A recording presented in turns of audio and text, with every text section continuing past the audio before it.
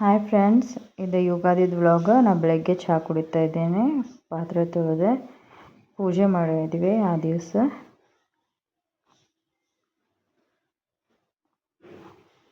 ಸಿಂಪಲಾಗಿ ಮಾಡಿದ್ವಿ.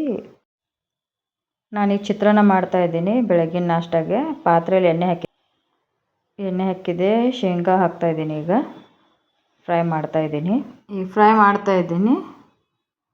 ಈಗ ಫ್ರೈ ಆಗಿದೆ. ಈಗ ಸ್ವಲ್ಪ ಸಾಸಿವೆ ಹಾಕ್ತಾ ಇದ್ದೀನಿ,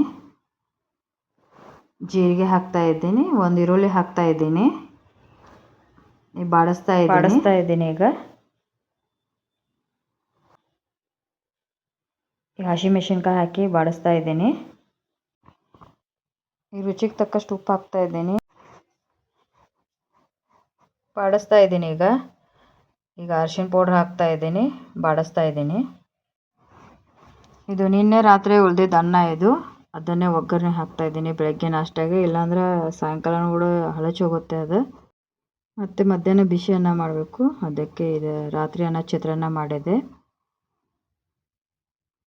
ನಾನಿಲ್ಲಿ ಯುಗಾದಿಗೆ ಶಾವಿಗೆ ಪಾಯಸ ಮಾಡ್ತಾ ಇದ್ದೀನಿ. ಈಗ ಪಾತ್ರೆಗೆ ತುಪ್ಪ ಹಾಕಿ ಗೋಡಂಬಿ ಹುರ್ಕೊಳ್ತಾ ಇದ್ದೀನಿ. ಈಗ ಸ್ವಲ್ಪ ಬ್ರೌನ್ ಕಲರ್ ಬಂದಿದೆ. ಈಗ ತೆಗಿತಾ ಇದ್ದೀನಿ. ಈಗ ದ್ರಾಕ್ಷಿ ಹಾಕ್ತಾ ಇದ್ದೀನಿ, ಅದು ಫ್ರೈ ಮಾಡ್ಕೊಳ್ತಾ ಇದ್ದೀನಿ. ಅದು ಇಟ್ಕೊಂಡೆ, ಫ್ರೈ ಆಯಿತು ಅದು ದ್ರಾಕ್ಷಿ. ಈಗ ಅದಕ್ಕೇ ಶಾವಿಗೆ ಹಾಕಿದೆ, ಫ್ರೈ ಮಾಡ್ಕೊಳ್ತಾ ಇದ್ದೀನಿ, ಸ್ವಲ್ಪ ಕಲರ್ ಚೇಂಜ್ ಆಗೋವರೆಗೂ.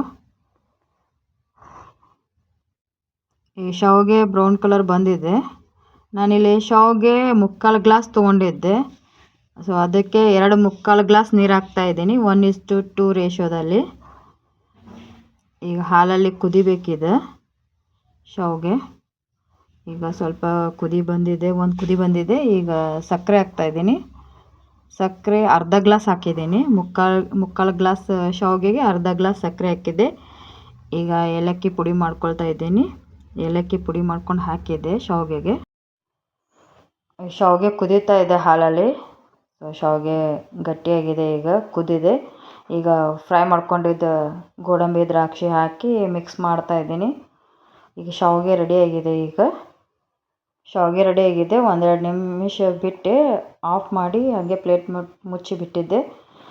ಈಗ ಮಧ್ಯಾಹ್ನ ಊಟಕ್ಕೆ ನಾನು ಪಲಾವ್, ಆಮೇಲೆ ಬಾಳೆಹಣ್ಣು, ಸಕ್ಕರೆ ಹಾಕಿ ಮಿಕ್ಸ್ ಮಾಡಿದ್ದಿದ್ದು.